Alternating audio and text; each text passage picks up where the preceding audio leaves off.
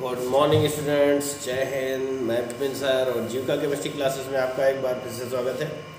Hello students, आप पढ़ रहे हैं class 12th unsolved paper chemistry set number 5 2019 347 FO, ठीक है ना, जिसमें कि मैंने आपको 4 सेट आप तक पहुंचा दिए हैं। आज आपको 5वां सेट मिलने वाला है, जिससे कि आपकी बोर्ड की अच्छी से अच्छी एग्जाम की तैयारी हो जाए। तो कि आइए बिना किसी विलंब के शुरू करते हैं तुरंत इस वीडियो को। सेट नंबर 5 का सॉल्यूशन बनाना। पहला कह रहा है अनुचुंबकत्व। क्वेश्चन नंबर 1 का अनुचुंबकत्व प्रदर्शित करने वाला पदार्थ है, यानी अनुचुंबकीय गुण कौन प्रदर्शित करता है उसके बारे में पूछ रहा है। तो अनुचुंबकत्व प्रदर्शित करने वाला जो तत्व है वो पहले का सेकेंड ऑप्शन सही है, O2, ठीक है ना।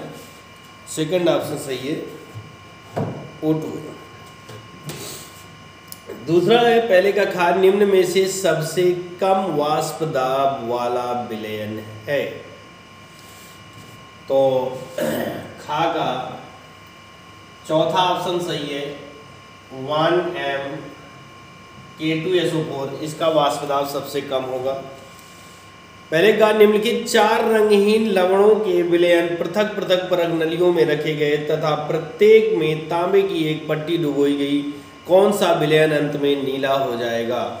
तो जो तांबे से नीचे होगा वही विलयन नीला होगा, यानी कि इसका थर्ड ऑप्शन सही है, सिल्वर नाइट्रेट। AgNO3 का जो विलयन है वो नीला हो जाएगा।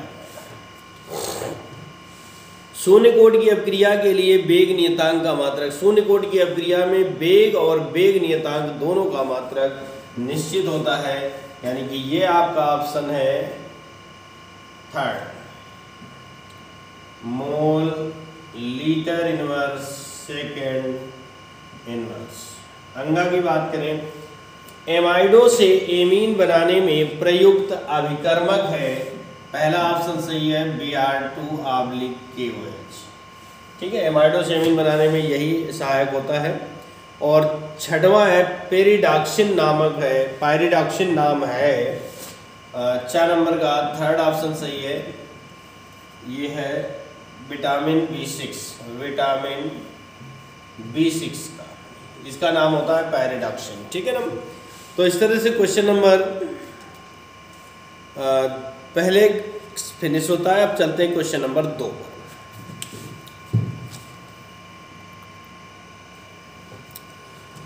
तो आइएगा क्वेश्चन नंबर दूसरे का कह रहा है धात्विक स्वर्ण क्रिस्टल आकृति में घन जालक केंद्र है, सोने के 2 ग्राम में इकाई सेलों की अनुमानित संख्या क्या है? सोने का परमाणु भार 197 है, ठीक है।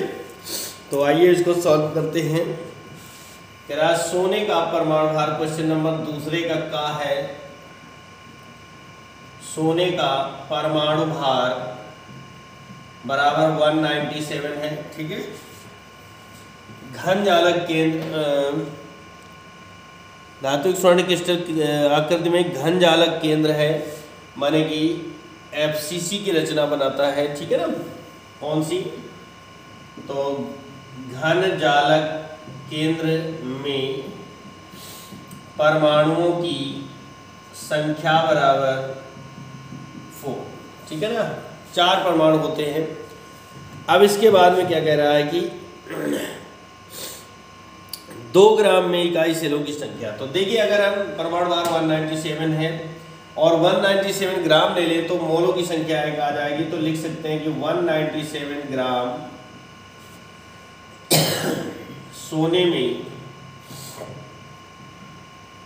परमाणुओं की संख्या बराबर 6.023 इंटू 10 की पावर 23, यानी एक मोल में इतने ग्राम होते, इतने परमाणु होते हैं। तो उसने इसलिए 2 ग्राम की बात कर रहा है ना। 2 ग्राम में कितने होंगे? तो 6.023 इंटू 10 की पावर 23 इंटू 2/197, इतने परमाणु, ठीक है ना।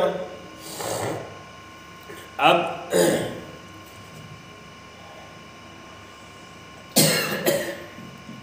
एक इकाई सेल में परमाणु बराबर 4 होते हैं, ये घन जालक केंद्र वाली बात है। तो कुल इकाई सेल कितने होंगे? कुल इकाई सेल बराबर 6.023 इंटू 10 की पावर 23 इंटू 2 अपॉन 197 इंटू 4। ये कर देंगे, 2 एकम 2, 2 दूनी 4। ये हो गया 6.023 इंटू 10 की पावर 23 अपॉन 2 सत्ते 14, 2 नेम 18, 1 19 और 2 एकम 2 और 1 3, 394। इसको सॉल्व करेंगे, भाग देंगे तो ये आ जाएगा 0.0152 इंटू 10 की पावर 23, या इसको कर दें 1.52 इंटू 10 की पावर 21। इतने इकाई से ये आपका आंसर होगा। ठीक है, तो ये रहा दूसरे का कार्य जो आपका कंप्लीट हो गया। आप चलते हैं दूसरे के खा पर।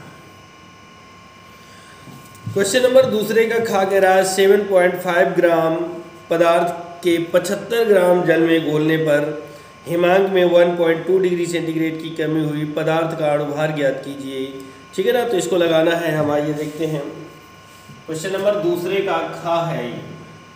ठीक है, कह रहा है 7.5 ग्राम, तो स्मॉल w का मान 7 कैपिटल W का मान है 75 ग्राम। इतने ग्राम को इतने ग्राम में घोला गया तो हिमांक में कमी होती है डेल्टा TF बराबर 1.2 डिग्री सेंटीग्रेड की कमी होती है।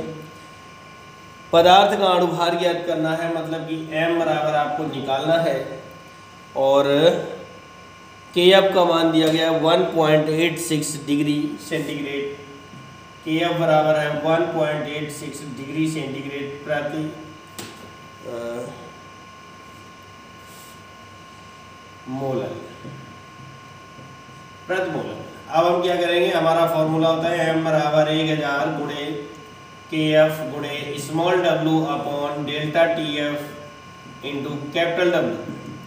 तो 1000 गुणे KF का मान है 1.86 इंटू स्मॉल w का मान है 7.5 अपॉन डेल्टा TF का मान है 1.2 इंटू कैपिटल W का मान है 75। ठीक है, अब 1 दशमलव से 1 दशमलव हट जाएगा, 75 से 75 कैंसिल हो जाएगा। अगर यहाँ पर दशमलव हटाएं तो 2 जीरो बढ़ेंगे, यानी ये 100 हो जाएगा। 2 बिंदी से 2 बिंदी कैंसिल हो जाएंगी, ये आ जाएगा 1860/12।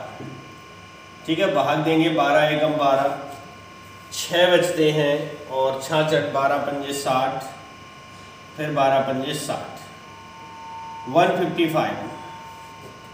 155 इसका आंसर हो जाएगा। ठीक है ना। क्वेश्चन नंबर दूसरे के गा पर चलते हैं।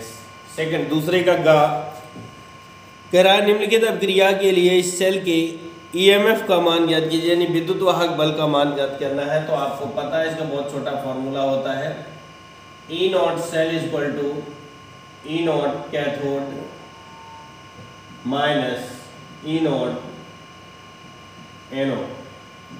ठीक है, कैथोड की वैल्यू दी गई है वो धनात्मक में होती है, प्लस 0.28 माइनस 0.76 जो जाएगा प्लस 0.28 माइनस प्लस 0.76 जो 8 से 14, 7 2 9 और 1 10, यानी कि 1.04 वोल्ट। ये आंसर हो जाएगा दूसरे के घा का। दूसरे का जो घा है, क्वेश्चन नंबर 2 का जो घा है, इसमें ब्राउनी गति लिखना है, कारण लिखने हैं और प्रभाव लिखने हैं। ये सब आपको मिल जाएंगे चैप्टर नंबर 5। ठीक है ना, कहाँ मिलेंगे? चैप्टर नंबर 5 में इसका सोल्यूशन मिलेगा, तो आप इसको वहां से कर सकते हैं। ठीक है ना। अब हम चलते हैं क्वेश्चन नंबर 3 के का पर। थर्ड का क्या कह रहा है, चीनी के सीरे के 214.2 ग्राम में 34.2 ग्राम चीनी है। चीनी के सीरे की मोललता क्या होगी? ठीक है ना, तो इसमें 214.2 ग्राम में 34.2 ग्राम चीनी है, यानी कि विलेय की मात्रा क्या होगी देखते हैं। स्मॉल w वगैरह इक्वल टू 34.2 ग्राम चीनी कह रहा है ना।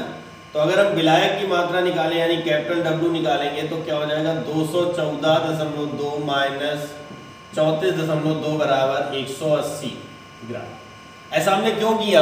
क्योंकि उसने कहा इतने विलयन में इतनी चीनी है, यानी टोटल विलयन का आयतन, विलयन का जो मात्रा है 214.2 ग्राम, उसमें इतने ग्राम चीनी है, तो विलायक यानी पानी कितना होगा तो उसको माइनस कर देंगे तो हमारा 180 ग्राम पानी आ जाएगा। ठीक है, आगे कह रहा है चीनी है, चीनी का अणुभार 342 होता है, फॉर्मूला है C12H22O11 है ना, इसका अणुभार 342 आएगा। और मोललता पूछ रहा है आपसे, मोललता, तो सूत्र लगाएंगे मोललता बराबर small w into 1000 upon small m into capital W। Small w का मान है 34.2 इंटू 1000 बटे स्मॉल m का मान 342 गुणे कैपिटल W का मान है 180। तो दशमलव हटाएंगे, जीरो बढ़ेगा, 342 से 342 कैंसिल हो जाएगा, 2 जीरो 2 जीरो यानी 10/18, भाग नहीं जाएगा, भाग देंगे 0.5, 18 पंजे 90, 18 पंजे 90, यही आंसर मोल प्रति किलोग्राम, ये आपका आंसर हो जाएगा क्वेश्चन नंबर 3 का। ठीक है ना, अब हम चलते हैं क्वेश्चन नंबर आगे।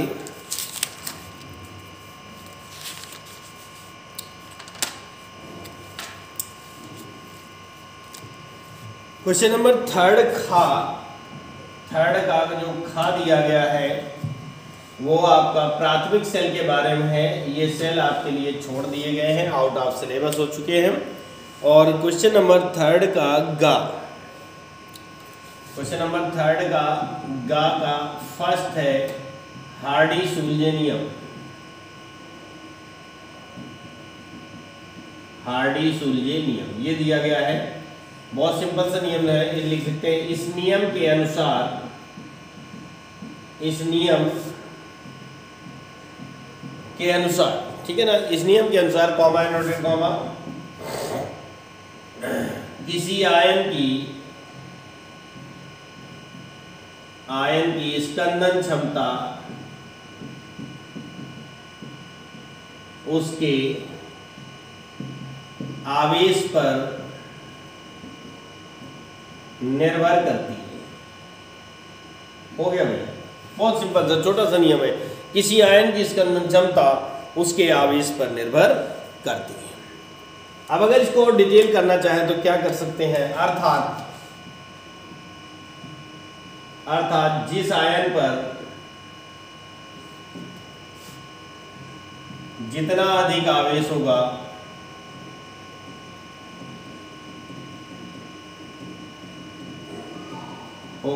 स्कंदन क्षमता उतनी ही अधिक होगी। ठीक है, फॉर एग्जाम्पल देखते हैं,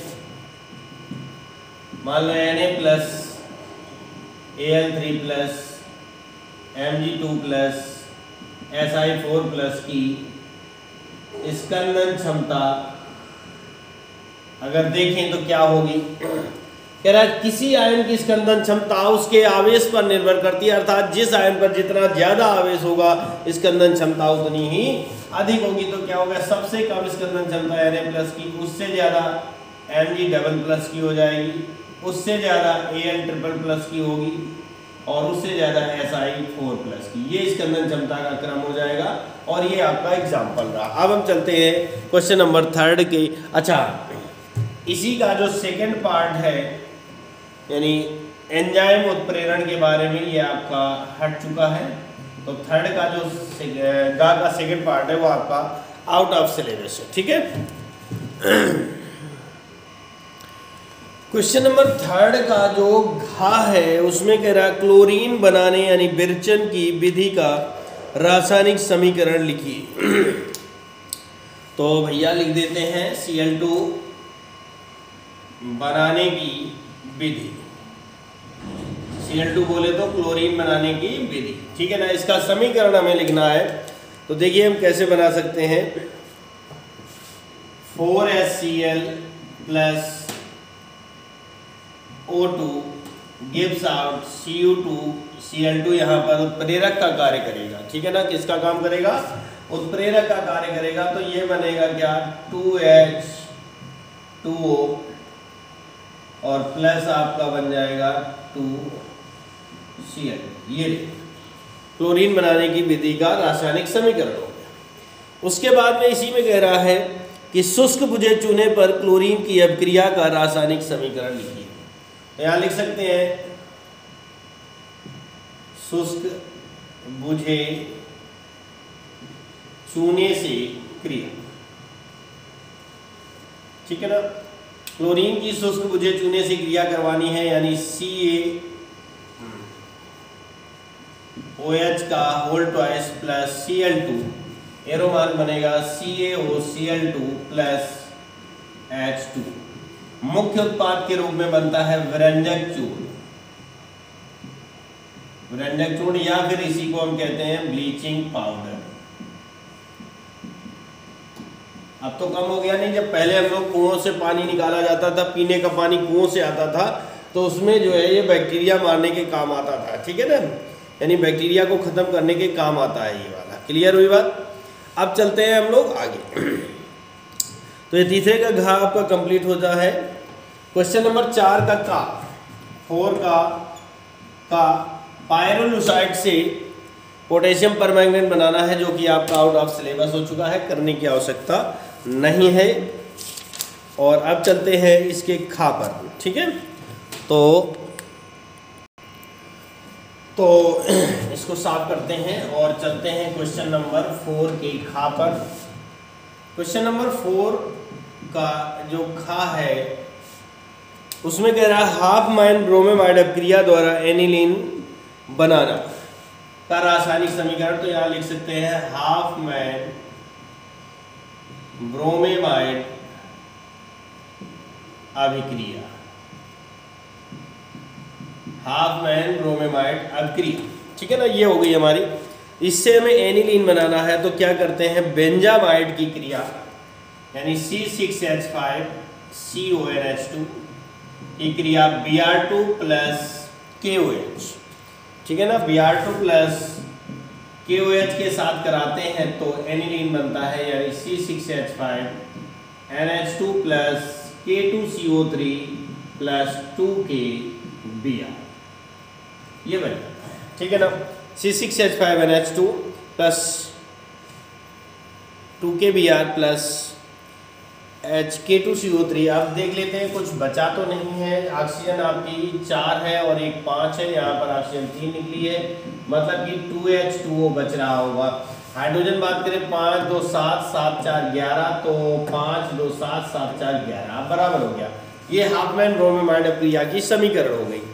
इसी में जोड़ रहा है कि तथा एनिलीन की एसिटिल क्लोराइड और कार्बन डाइसल्फाइड के साथ होने वाली रासायनिक अपक्रियाओं के समीकरण लिखिए, ठीक है ना।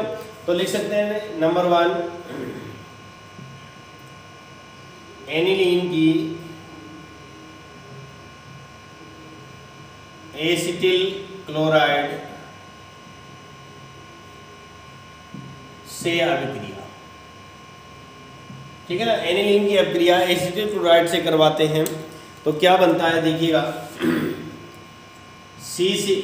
ऐसा करते हैं, पहले एसिटिल क्लोराइड लिखते हैं CH3COCl, ये एसिटिल क्लोराइड हो गया, प्लस एनिलीन का सूत्र होता है NH2, इसको हमने थोड़ा सा खोल के लिख दिया, NH2 को इस तरह लिख दिया। इसका मतलब हुआ इतना भाग हमारा निकल जाएगा, ठीक है ना, इतना भाग निकल जाएगा। बचेगा क्या, CH3C double bond O NH C6H5 plus HCl, ये बन जाएगा हमारा, ये मुख्य उत्पाद हो जाता है, ठीक है ना। नंबर 2 पर है एनिलीन की कार्बन डाइसल्फाइड से क्रिया करवानी है। नंबर 2 है एनिलीन की कार्बन डाइसल्फाइड यानी CH2 से क्रिया करवानी है। तो देखिएगा क्या बनता है, एनिलीन के हमें 2 मॉलिक्यूल लेने होंगे, 2C6 H5NH2 प्लस CS2, ठीक है ना, 2C6H5NH2 प्लस CS2 के साथ अब क्रिया करवानी है। तो देखिए क्या बनेगा, C6H5NHC, ठीक है, C6H5NHC और डबल बॉन्ड सल्फर प्लस नहीं बॉन्ड NHC6H5 प्लस H2S। ये मुख्य उत्पाद है ना, इसका मुख्य उत्पाद ये बना और इसका मुख्य उत्पाद ये बनता है। ये हो गई कार्बन डाइसल्फाइड से अब क्रिया। अब हमारा क्वेश्चन है 4 का घा संघनन बहुलक और 4 का घा, क्वेश्चन नंबर 4 का घा बहुलक चैप्टर से है, यानी चैप्टर नंबर 15 से है, जो कि आपका आउट ऑफ सिलेबस है। और जो 4 का घा है वो चैप्टर नंबर 16 से है, ठीक है ना, चैप्टर नंबर ये भी आपके आउट ऑफ सिलेबस हो चुके हैं, हट चुके हैं, इसलिए इसको नहीं कराएंगे। अब हम चलते हैं क्वेश्चन नंबर 5 के का पर।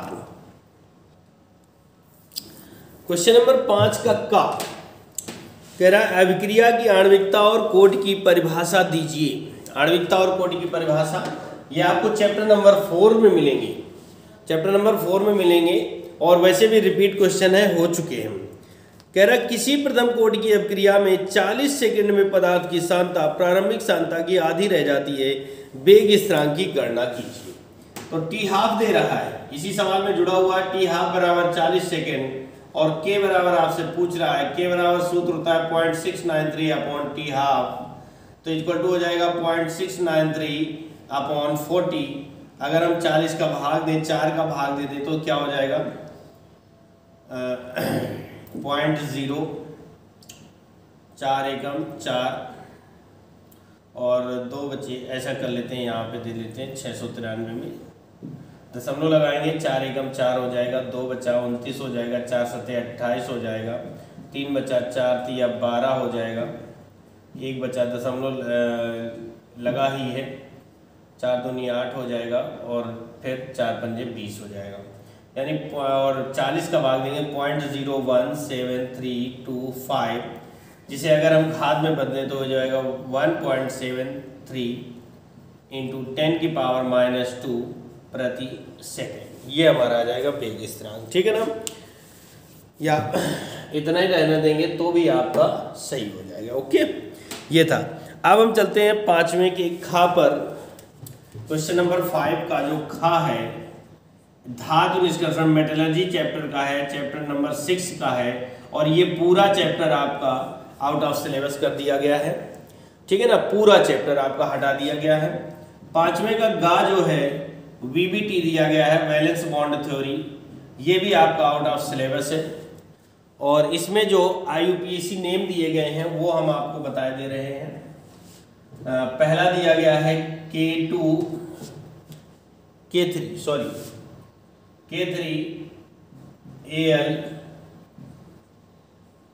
AlC2O4 का होल थ्राइस, ये दिया गया है ना, हाँ जी हाँ जी। तो इसका आईयूपीएसी नाम होगा potassium try oxalato aluminate third, ये। और दूसरा वाला जो दिया गया है वो है K2ZnOH का होल 4, K2ZnOH का होल 4, क्या बनेगा नाम, पोटेशियम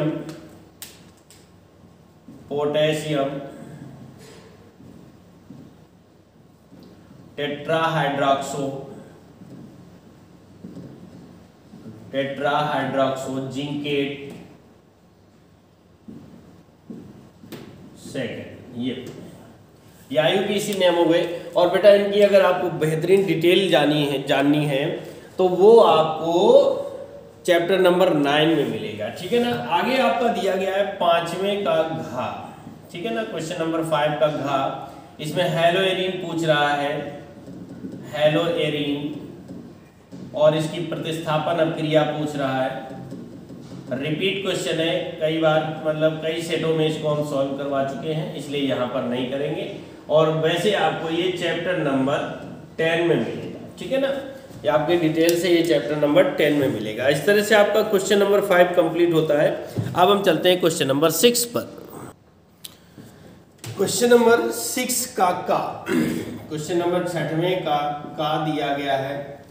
कह रहा है फॉर्मेल्डिहाइड एवं मेथिल एसीटेट से मेथेनॉल के विरचन की विधियां लिखिए। मेथेनॉल की ग्रिग्नार्ड अपकर्मक और ऑक्जेलिक अम्ल से अभिक्रियाओं के समीकरण लिखिए तथा उपयोग भी लिखिएगा, ठीक है ना। तो आइए देखते हैं। पहले तो डाल देते हैं CH3OH बनाने की विधियां, ठीक है। ये हमारा क्वेश्चन हो जाता है। अब इसमें पहली विधि हम लिख रहे हैं फॉर्मेल्डिहाइड से बनाना था, तो फॉर्मेल्डिहाइड से, ठीक है ना। फॉर्मेल्डिहाइड से हम इसको बनाते हैं। तो क्या करेंगे कि फॉर्मेल्डिहाइड का आप चयन करवा देते हैं HCHO प्लस H2 निकेल उत्प्रेरक की उपस्थिति में, तो ये बन जाता है CH3OH। ये मेथेनॉल बन गया, ठीक है ना। मेथेनॉल बनाना था हमें फॉर्मेल्डिहाइड से, बहुत सिंपल सी थी। और दूसरी विधि दी गई है, कह रहा मेथिल एसीटेट से बनाना है, मेथिल एसीटेट, ठीक है ना। मेथिल एसीटेट से बनाना है हमें, क्या बनाना है, मेथेनॉल बनाना है, ठीक है ना। तो मेथिल एसीटेट का सूत्र क्या होगा, CH3COOCH3। ये मेथिल एसीटेट है, इसका करवा देते हैं जल अपघटन HOH के साथ, तो ये बन जाएगा CH3OH प्लस CH3COOH। ये हमें मेथेनॉल बन जाता है। अब ये हो गई बनाने की विधियां। अब इसकी अब क्रिया करवानी है ग्रिग्नार्ड अभिकर्मक से, है ना। तो नंबर 1 पर लिखेंगे ग्रिग्नार्ड अभिकर्मक से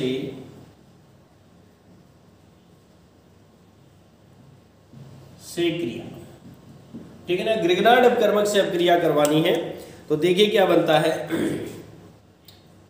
CH3OH प्लस RMgX। ये हमारा ग्रिग्नार्ड अभिकर्मक है, ठीक है ना। ये बनता है। अब इसमें देखिएगा कि मुख्य उत्पाद के रूप में बनता है CH3RCO, CH3RCO प्लस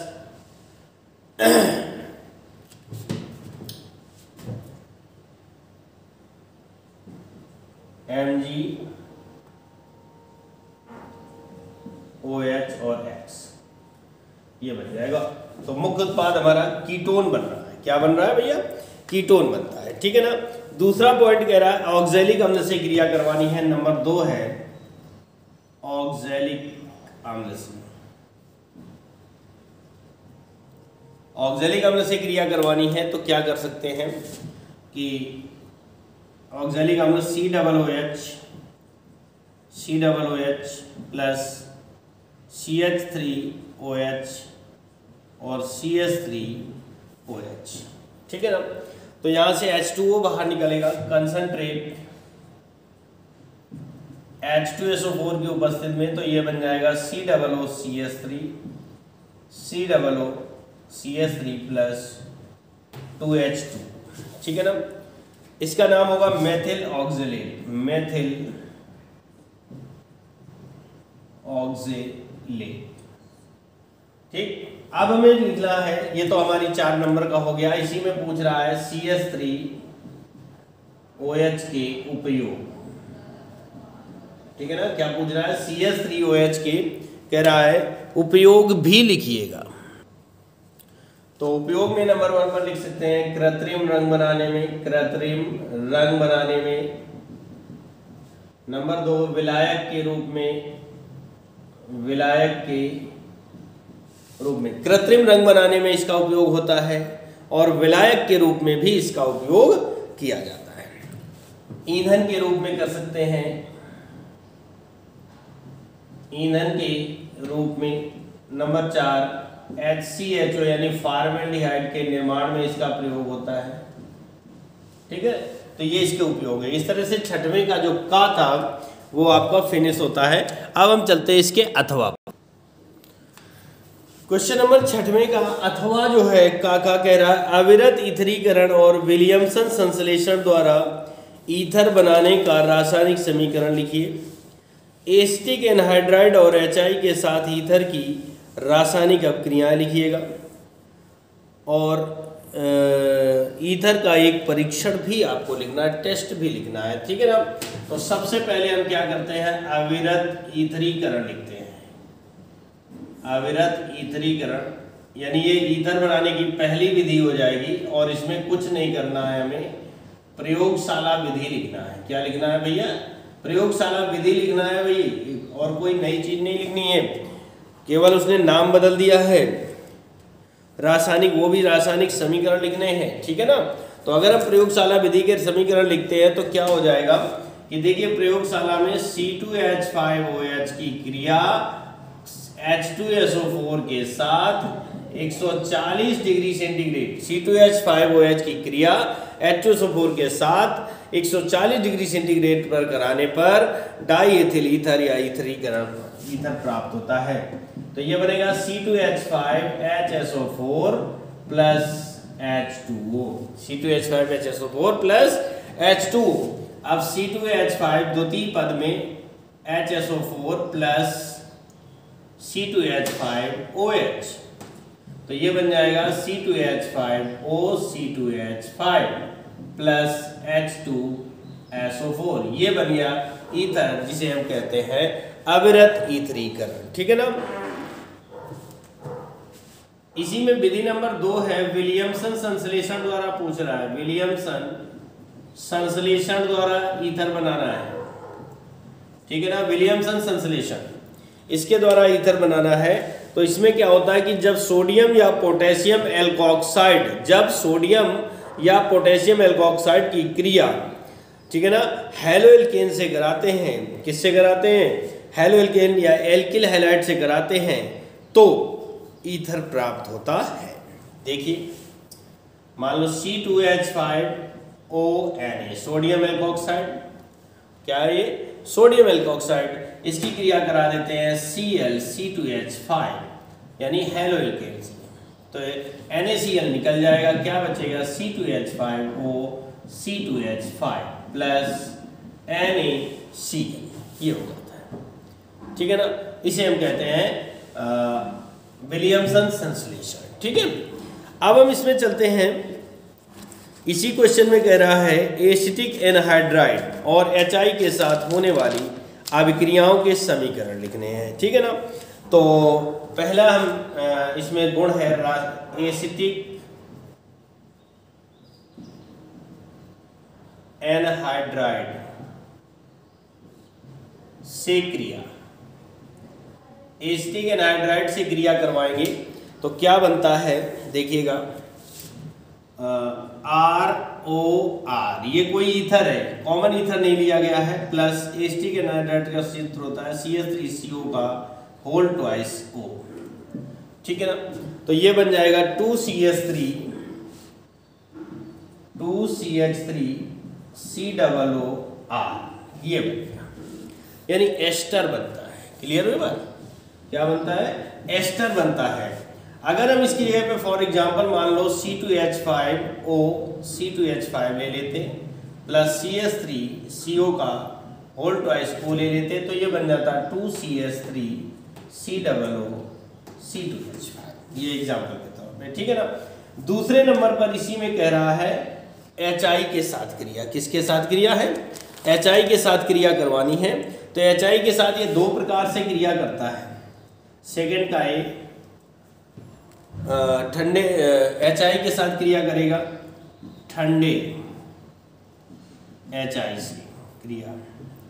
अगर हम ठंडे HI से क्रिया करवाएंगे तो एल्किल आयोडाइड और एल्कोहल बनता है, यानी कि C2H5O C2H5 प्लस HI से क्रिया करवाते हैं, वो भी ठंडे में, तो ये बनेगा C2H5I प्लस C2H5OH, ठीक है ना।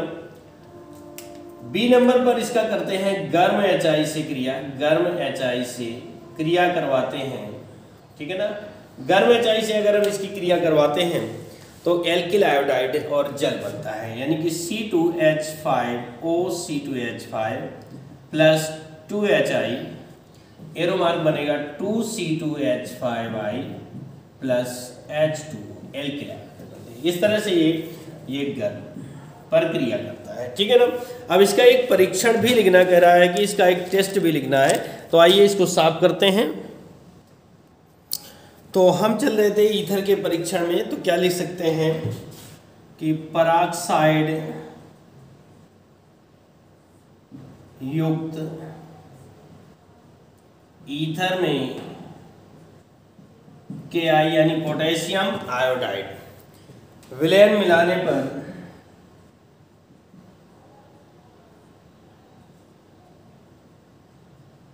मिलाने पर बैंगनी, ठीक है ना, वाष्प उत्पन्न होती है।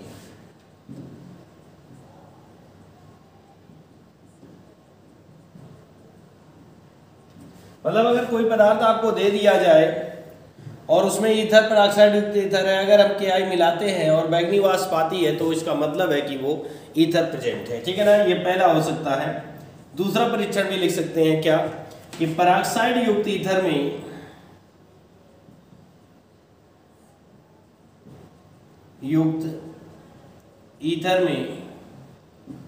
FAS यानी फेरस अमोनियम सल्फेट, या इसको मोहर साल्ट भी कहते हैं, और सोडियम थायोसाइनेट, ठीक है ना। पेरोक्साइड युक्त ईथर में FAS और सोडियम थायोसाइनेट मिलाने से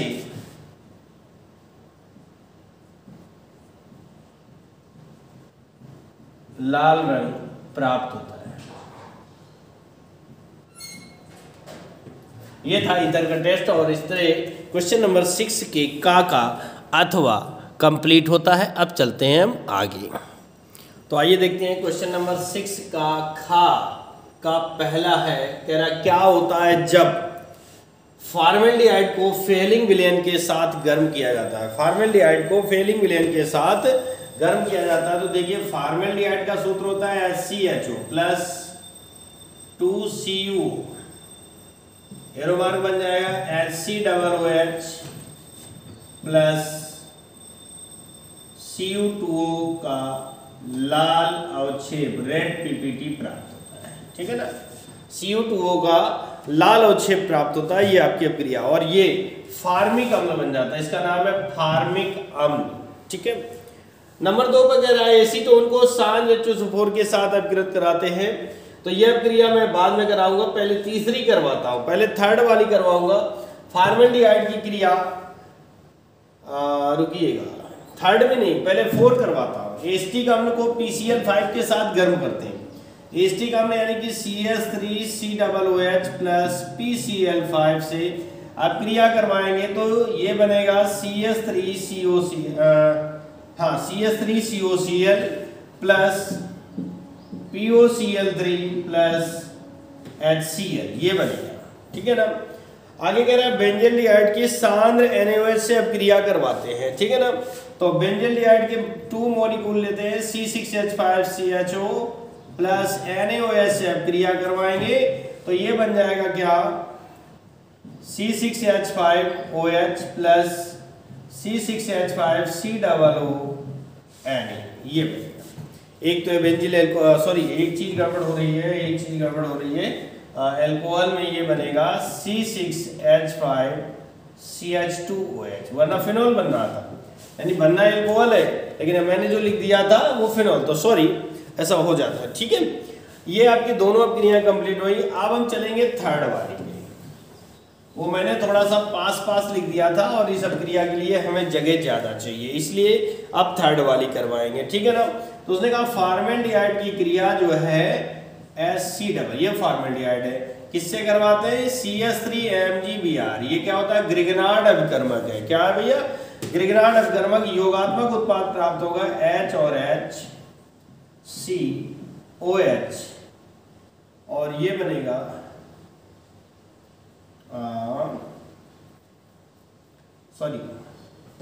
CH3OMgBr, ये बनना है। अब उसने कहा इसका जल अपघटन करवाते हैं, तो Zn और H2O के साथ इसका जल अपघटन करवाते हैं, तो कह रहा क्या बनता है, ठीक है ना। तो ये देखो इतना भाग गया CH3CH2 है ना, ये CH3 और ये इतना CH2 हो गया और OH बना प्लस MgOH एल्कोहल बनता है, ठीक है। ये आपकी थर्ड रिएक्शन भी कंप्लीट हो गई। अब हम चलेंगे नंबर 2 पर।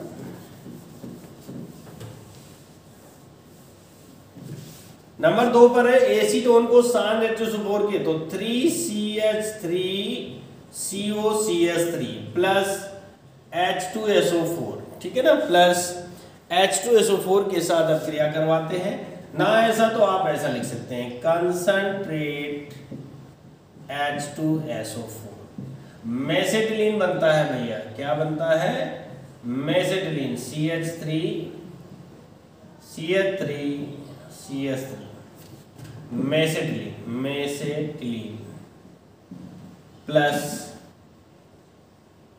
ऑक्सीजन 3 तो 3H2, ये मेसेटिलीन।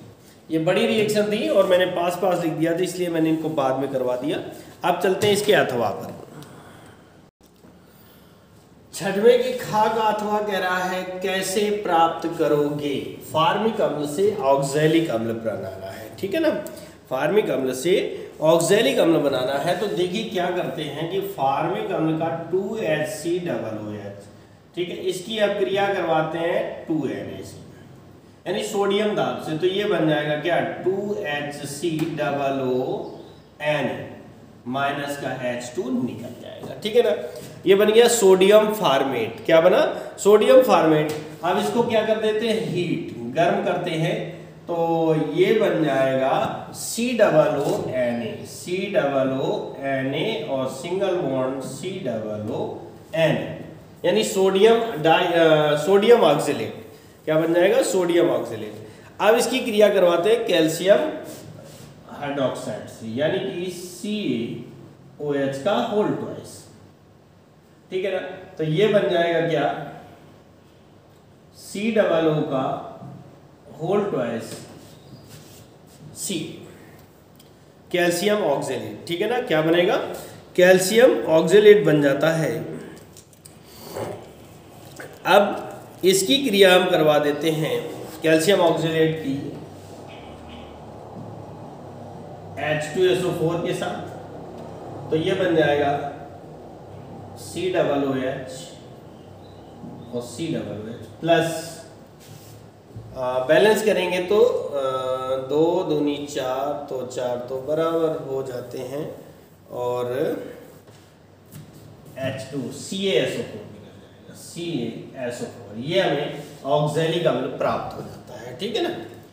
दूसरा है एस्टिक अम्ल से एथिलेमीन बनाना है, एस्टिक अम्ल से एथिलेमीन बनाना है, तो देखिएगा कि एस्टिक अम्ल CH3COOH प्लस, ठीक है ना, इसकी क्रिया अमोनिया से करवाते हैं, NH3 से करवाते हैं, तो ये बन जाएगा CH3COONH4, ठीक है ना, NH4 अमोनियम एसीटेट बनेगा।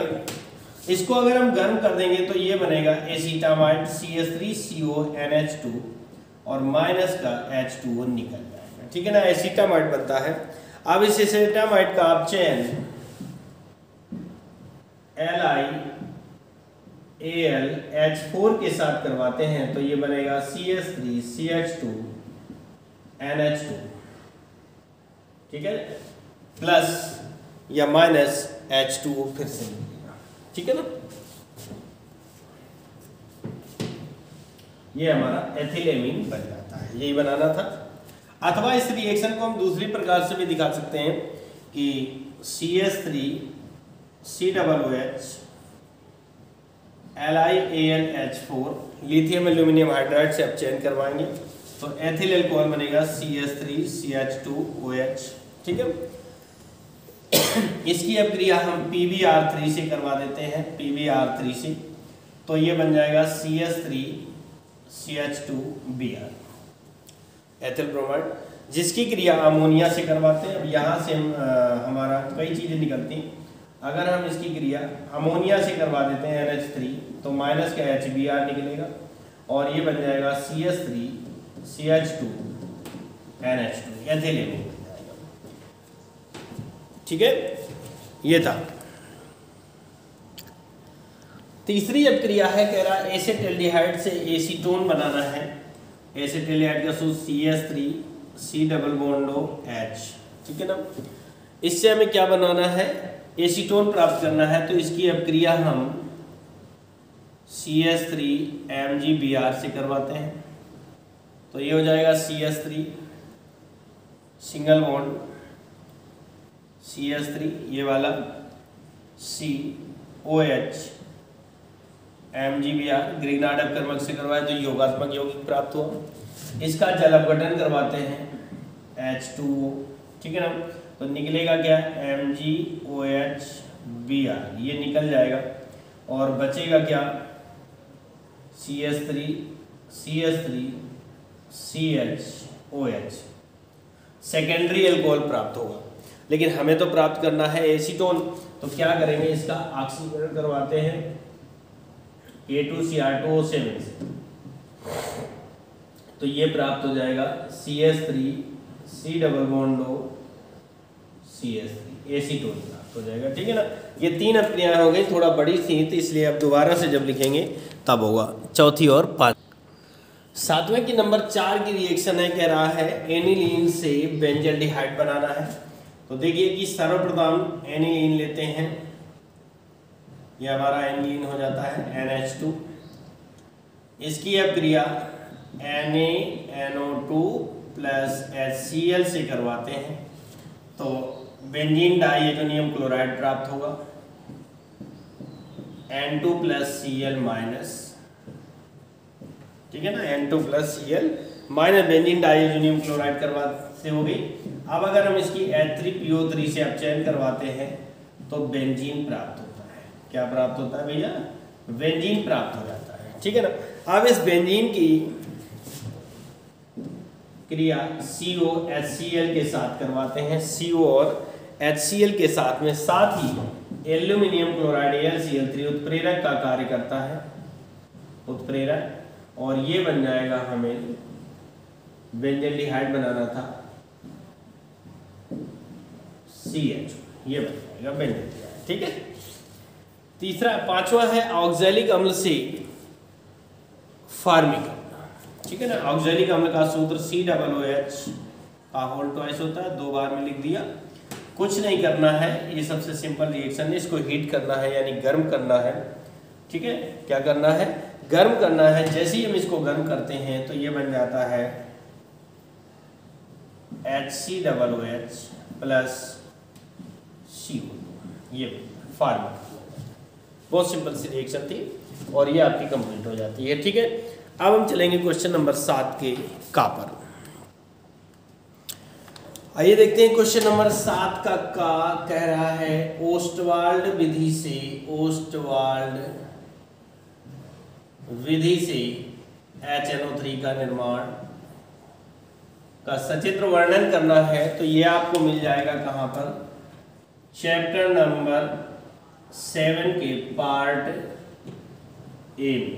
ठीक है, इसके अलावा इसकी डिटेल, और ये रिपीट क्वेश्चन है, दोबारा भी पूछा जा चुका है, मैंने इससे पहले पूछा जा चुका है। और इसी में साथ में दे रहा है कि गर्म व सांद्र HNO3 की आयोडीन से तथा ठंडे एवं तन्य HNO3 से Zn की क्रिया का समीकरण लिखेंगे। तो पहला नंबर लिखते हैं कि अब क्रिया हम करवाए दे रहे हैं, गर्म व सांद्र H2S, गर्म व सांद्र HNO3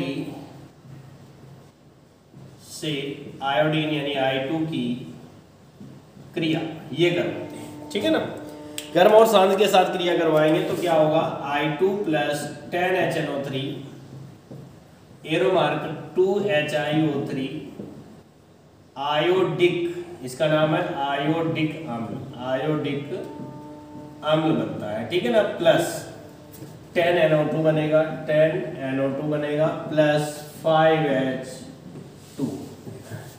ये आपकी रुकना 5 नहीं 10 और रुकिए 6 और 20 ज़्यादा हो जाता है 4H2, ये 4H2 हो जाएगा।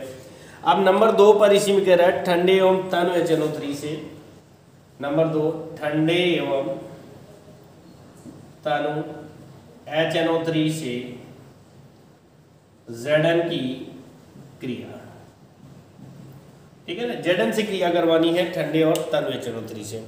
तो अगर हम इसकी क्रिया करवाते हैं तो ये क्या हो जाता है, Zn plus HNO3, arrow mark बनना क्या है, Zn NO3 का होल ट्वाइस प्लस